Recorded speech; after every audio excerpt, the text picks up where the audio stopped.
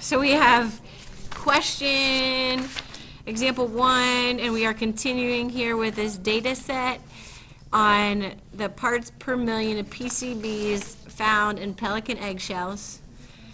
And we're using the empirical rule to estimate the percentage of observations that lie within 1, 2, and 3 standard deviations of the mean.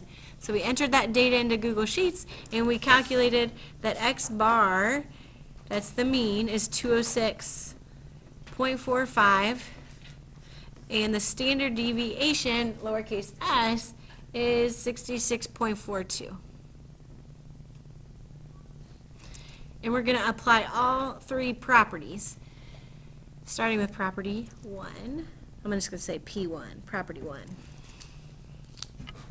I need all the space, so you might have to write kind of small. If you write large, typically I'd write kind of small. Property 1 is when we do X bar minus S.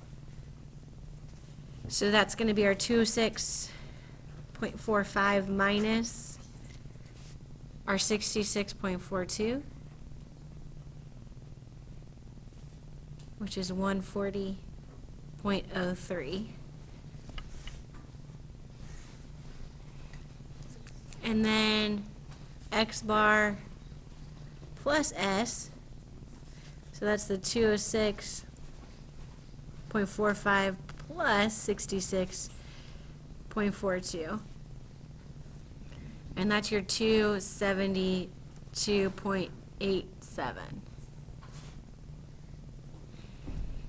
And we know that within this range, the 140.03 and the 272.87, we would expect to find, it says in property 1, we would expect to find 68% of our data. So that's just right here within 1 standard deviation of the mean, 68% of the data.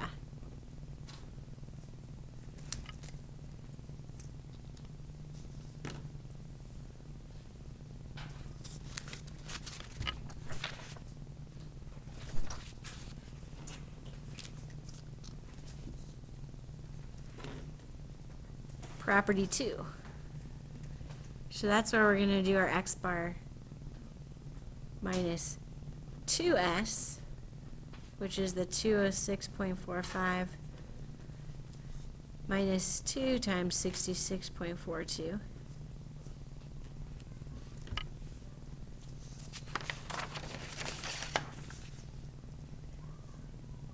Which is 73.61.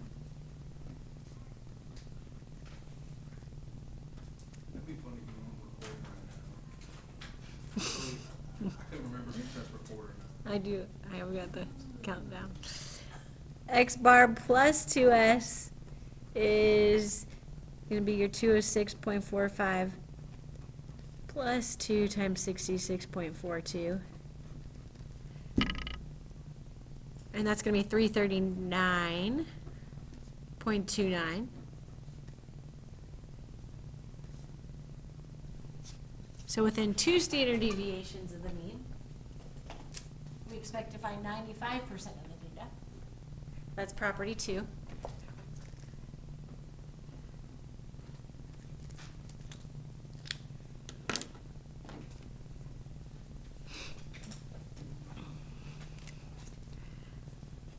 Make a little space over here for property 3. Where we're just doing X bar minus 3S. So that's going to be the 206.45 minus 3 times 66.42, which is 7.19. And the X bar plus 3S, which is 206.45 plus 3 times 66.42.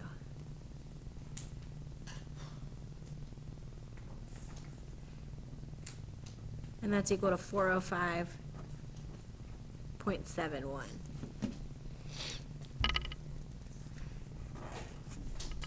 So between 7.19 and 405.71, property 3 says we can expect to find 99.9% of our data.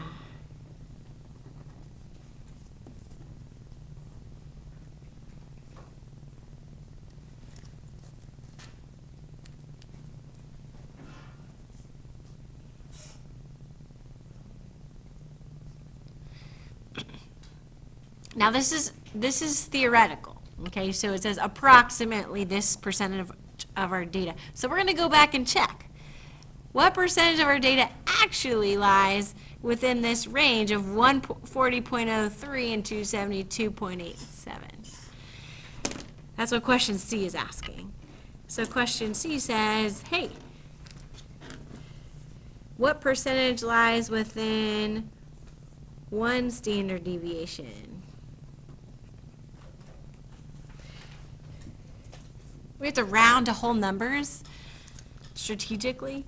So our low end here for 1 standard deviation, it doesn't include 140, right? Because it only goes down as low as 140.03. So we have to, the lowest number we could include there is 141. And the highest number we could include is 272. So 141 to 272, we're going to check on the front. In fact, it would be easier to check on our Google Sheet here.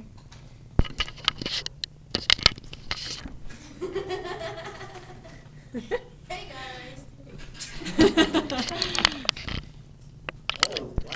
Whoa, Okay, that's real nice. what happened? I can't tell if that's my How eye. did that?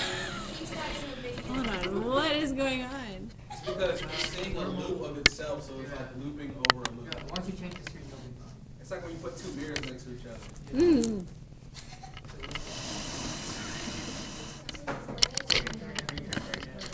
The KP paired up. Wow. Wow. Go to the light. I'm so confused right Can't you now. just like point at your laptop? This isn't even gonna work. So, You can't just like point at your laptop screen? here's what we're gonna do. What we're doing is we're counting up the number of observations that lie within that range, but we don't actually have to do that because we've already got it on our sheet. So I'm gonna go back to my data set on my Google Sheet, and I'm gonna delete, I'm gonna delete those last values so that I can sort this out, A to Z. Sort it from A to Z. And now I can just look within that range that we were talking about here, which is the 141 to 272. 141 to 272, so let's see here. 141, so that's the lowest number that's close to it, all the way up to 272. Up to 272, that's the highest number. And it automatically gives me the count down here, but I can go ahead and change, or it gives me the sum, I change it to count. There's 43 values within that range.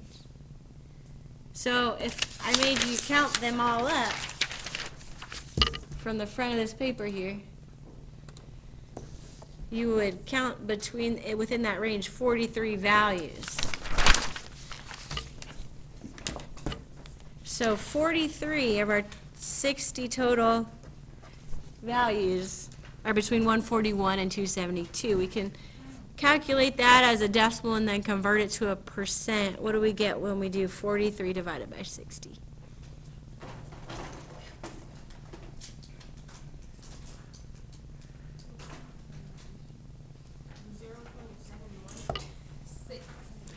So maybe we could round to like 0.72? Yeah. Cool. 72%.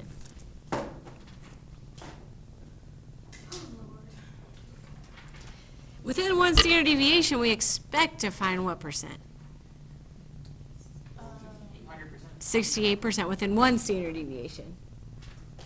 Below and above the mean. Property 1.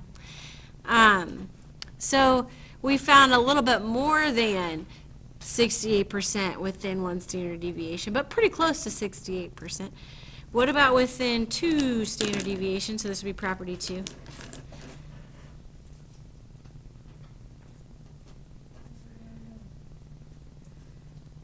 S's. And 2 S's. So we'll go as low as 74 and as high as 66.42. So we'll round, oh, sorry. 339 to 339. So check your Google Sheet on that one, see how many are within that range. If you didn't finish entering in the data, you can check with somebody at your table who did finish entering in the data. You can pull up my Google Sheet, I'll share that with you too, so you can double check.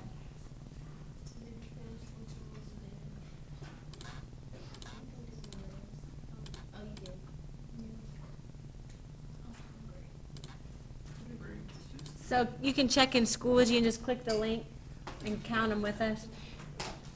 Open up the Google Sheet, please. I'm pasting it in.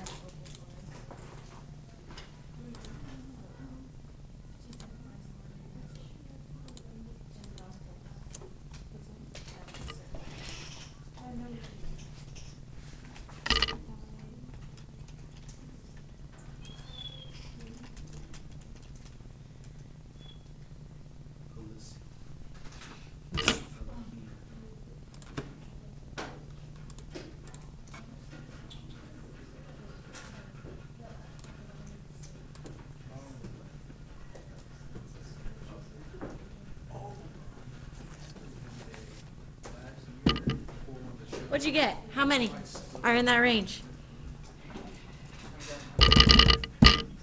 57 is correct. 57 out of the 60 are within this range. Be ready to answer the next one. 57 out of 60 is what decimal? It's 0.95 or 95%. Perfect. Right on, right? Within 2 standard deviations, that'd be what we would expect according to property 2. 95% of the data should fall in there.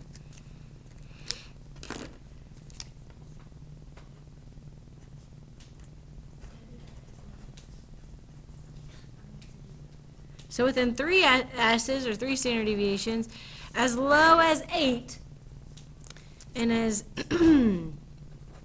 high as 405, 8 to 405. How many of the observations are between 8 and 405? This one's the easiest one because you just have to look on the bottom and on the top if you've sorted it, since they're sorted A to Z. All of them are between 8 and 405. So that'd be 60 out of 60, which is 1 or 100%. This is a relatively small data set with only 60 observations. So when we have relatively small data sets, this happens pretty frequently. When you have like more normal size data sets with thousands of observations or tens of thousands of observations, it's less likely you're going to get 100% within that 3 standard deviations, but pretty close. We already just talked about the comparison of B and C. Right, we compare the 72 to the 68%.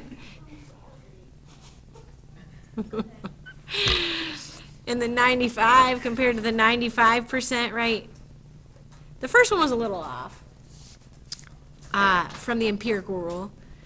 The second one was right on, and the third one was just barely off of what the empirical rule says.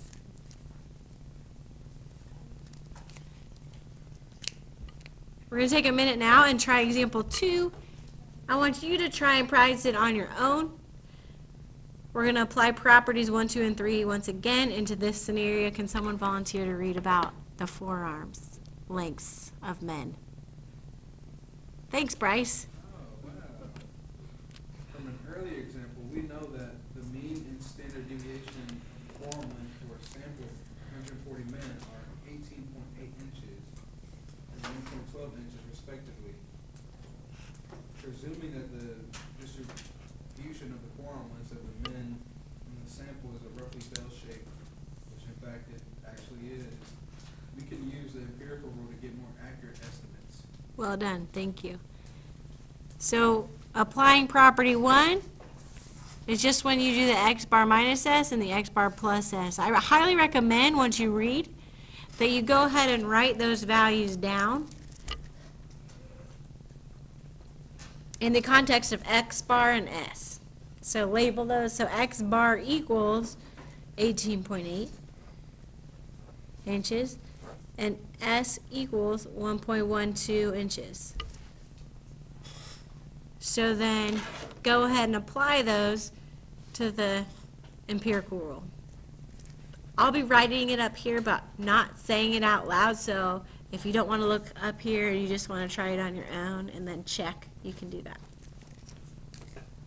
Well, who would want to do that?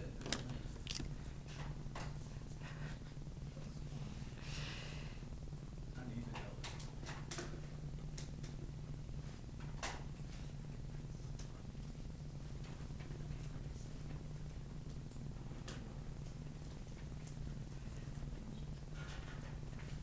Fill in the blank, I'm not calculating for you.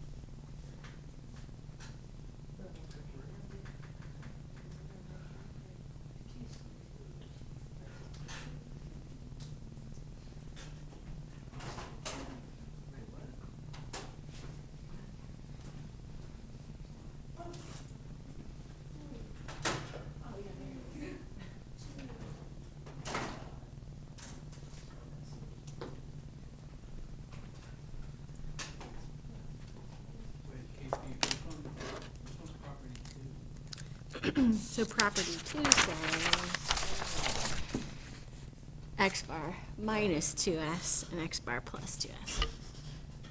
Okay, just swap. So 95% of the observations lie within this range, yeah. Oh, so I just flip it from the first one. You do the same thing, but instead of taking away 1s, you're taking away 2 s's. Instead of adding s, you add 2s. It's the exact same thing. So do we move on to part B now? Yeah, I want you to do the whole thing.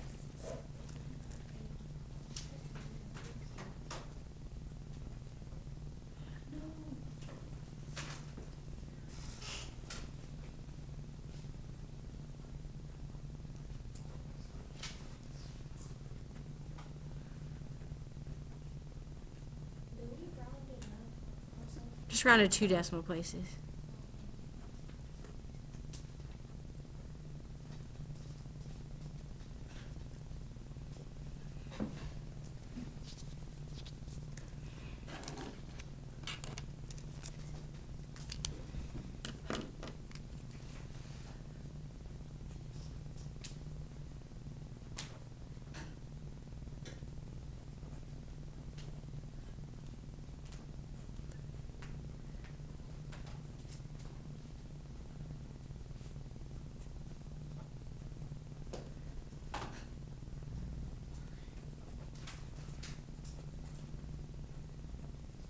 All right, let's fill in these blanks.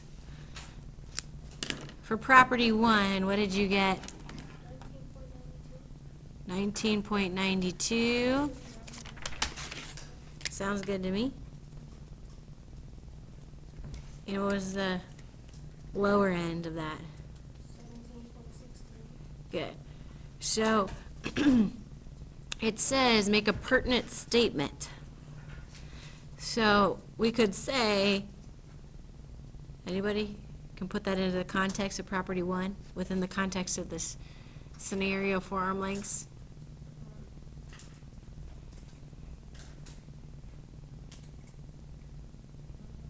What percentage? 60%. Yep, 68% of men have a forearm length, a forearm length between 17.68 inches and 19.92 inches. Bringing it all together.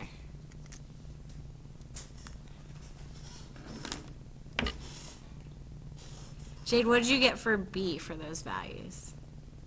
21.04. Good.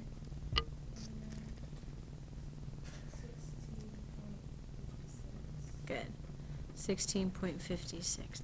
And I'm just going to say, yeah, like we said before, but instead of 68, we would say 95% of men have a forearm length between 16.56 and 21.04 inches. Mendez, do you have the last one for us? Yeah. So, the first one is 22.16. 22.16? Yeah, and then 15.45. Good. 15.44. And what percent of men have the forearm lengths within that 99%. range? Excellent. 99.7%.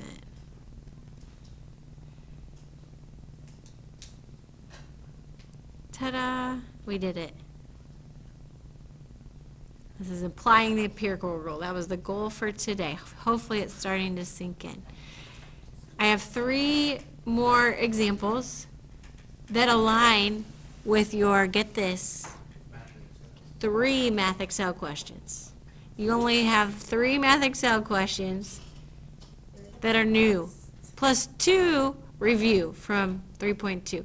Since you have a quiz tomorrow, it's good to review. The review kind of gets my score if I get. Sure does. There's only 5 total questions. You got this. So, questions or examples 3, 4, and 5 are all starting with that same statement. Can you read that first one for us, please, Jax? Example 3.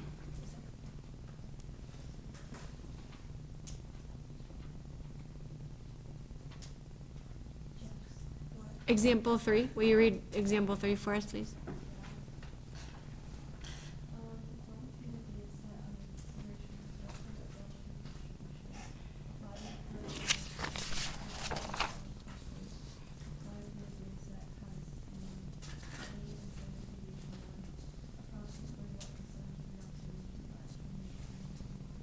Okay, thank you. So we've got key values here, right? You underline the key information. Go ahead and do that. What's the key information? Go ahead. Underline within your example. What's the key information? If you were reading this on a Math Excel screen and you had your whiteboard tables, I would write the key information on my table or on a piece of notebook paper. The mean is 20, so I'm writing that down. X bar is 20. The standard deviation is 1, S is 1, and approximately what percentage, my answer should be a percentage, what percentage of the observations lie between 19 and 21? Here's how to approach this question. I'm going to draw the horizontal axis, just like I see on the front. I'm not going to draw the curve. I'm just drawing the horizontal axis. I'm going to put X bar in the middle, which is 20.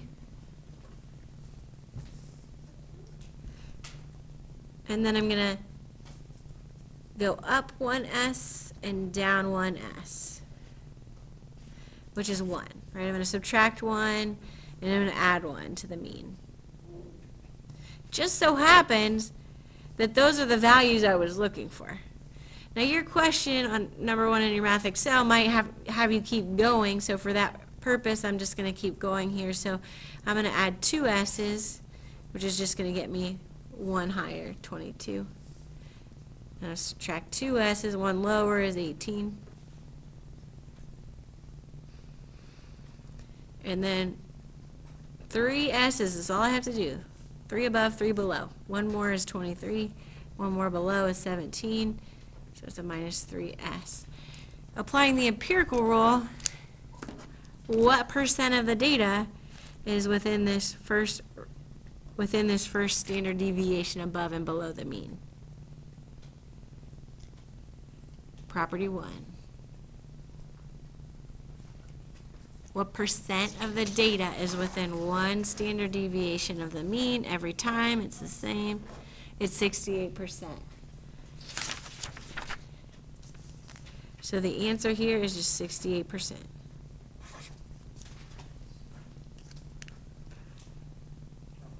I went out further just to have you practice how that kind of horizontal line method works, so you can utilize that when doing your Math Excel.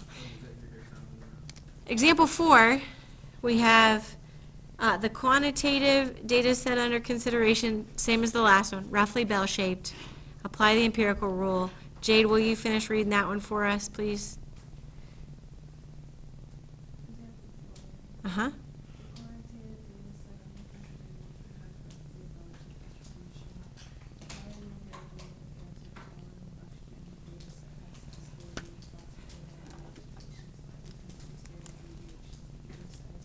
Okay, and we've got some key information there. Go ahead and underline the key information.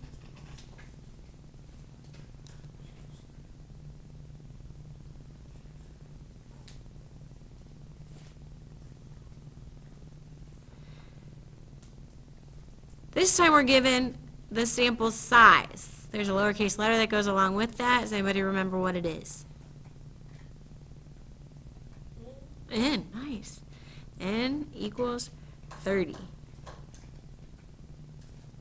And then it tells us we're asked how many observations. So not a percentage this time, but a number. How many observations lie within 2 standard deviations to either side of the mean?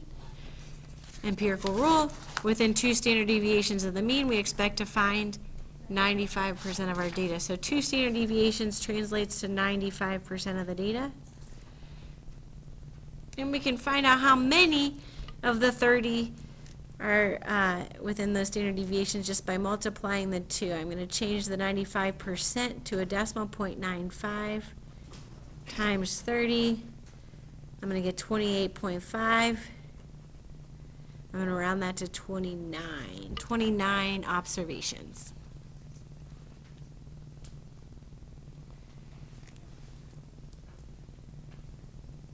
When it says 2 standard deviations, does it mean like the first line, which is 68%, and then go up to the second line, which is 90 something? 95. Yep. So if it's 3 standard deviations, then I would go up to 99. I mean, Yeah, the third one out, it's the 99.7. Yep. Good, you're getting it. Nice. Last one, it brings it all together. Okay? So we've got, can you read that one for us, please, Dylan?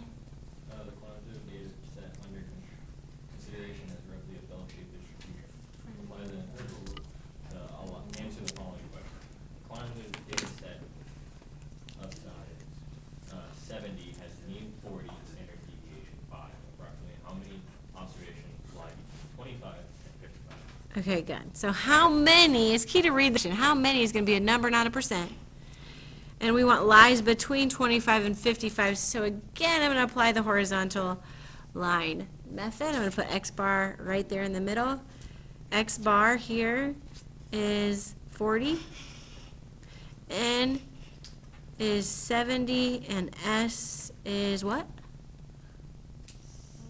5. Standard deviation is 5, it says. So I'm going to go X bar, I'm going to put that as 40 here. I'm going to do a plus S and a minus S. It's gonna get me between -5 would be 35, +5 would be 45. So I have not yet arrived at my target. Here's my target, 25, I haven't gotten there, so I'm gonna do another. So -2s and +2s. So that's gonna be subtract another 5, gets us to what? 30, good, and a plus another 5 over here. 50, good. Still not to our target. So we're gonna go down one more standard deviation and up one more standard deviation. So 30 minus 5 is 25. And 50 plus 5 is 55. Got some nice numbers here. So it took us 3 standard deviations to get to these values, which is what percent of our data? 99.7. But again, we're not looking for a percentage here, we're looking for a number of observations. So we do what we did in example 4, we multiply the 99.7%. Remember, to change a percent to a decimal, move it over 2 spots to the left. So that's going to be a 0.997 times our sample size 70.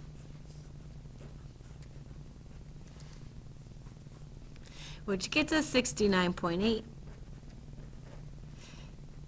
Since we're talking about a number of observations, a count of something, we have to round that to the nearest whole number, which is 70.